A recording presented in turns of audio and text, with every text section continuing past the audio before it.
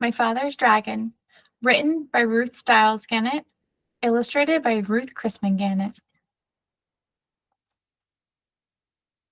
Chapter 1.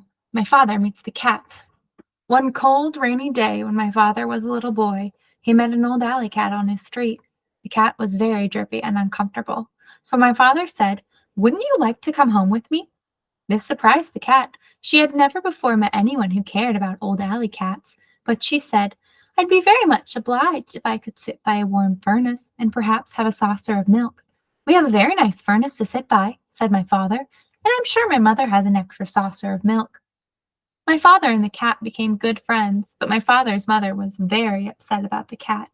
She hated cats, particularly ugly old alley cats. "Elmer Elevator," she said to my father, "if you think I'm going to give that cat a saucer of milk, you're very wrong. Once you start feeding stray alley cats, you might as well expect to feed every stray in town, and I am not going to do it."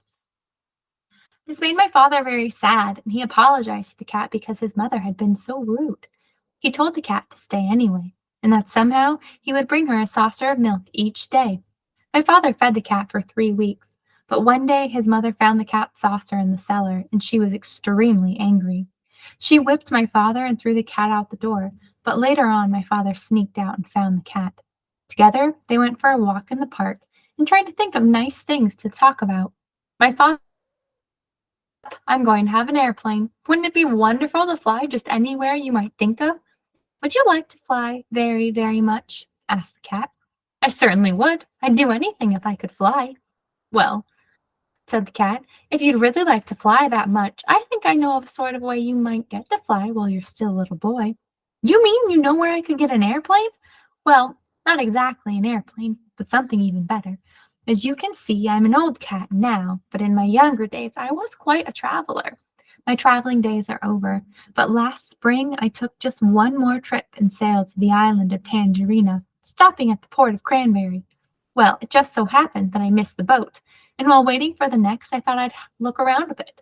I was particularly interested in a place called Wild Island, which we had passed on our way to Tangerina.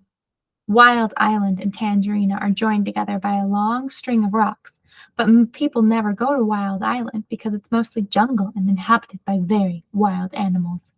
So I decided to go across the rocks and explore it for myself. It certainly is an interesting place, but I saw something there that made me want to weep.